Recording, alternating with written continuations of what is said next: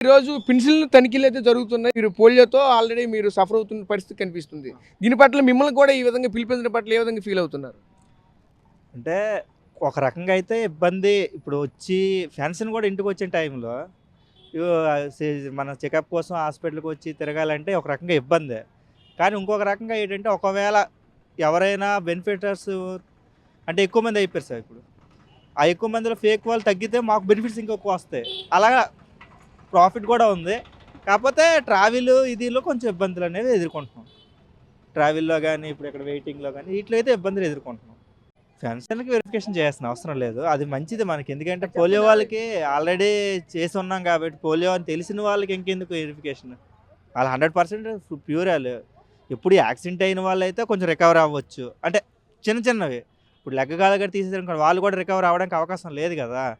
వాళ్ళు కూడా తిప్పి అనవసరం అనిపించేది. పుట్టుకతో మొగచోడ వచ్చినోళ్ళకి కూడా ఇప్పుడు ఈ వెరిఫికేషన్ అనేది వాళ్ళకి ఎక్స్‌ట్రా బర్డెన్ తప్ప యూజ్ ఏమి లేదు. ఇలాంటి ఈట్ల కోసం కూడా ప్రభుత్వం చర్యలు చేపించుకుని ఎందుకంటే సచివాలయంకి ఆల్రెడీ ఉద్యోగాలు వస్తున్నారు, పెన్షన్స్ ఇస్తున్నారు. వాళ్ళకి తెలిసిపోతది. ఏది ప్యూరో, ఏది మామూలు అని. సో, ఆ ప్యూర్ వాళ్ళని వదిలేసి మామూలు వాళ్ళకి చెకప్ చేసుకుంటే బాగుండేదేమో. అందరిని ఇలా పిలవడం వల్ల ట్రావెల్ అని చాలా ఇబ్బందులు ఎదుర్కొనాల్సి వస్తుంది.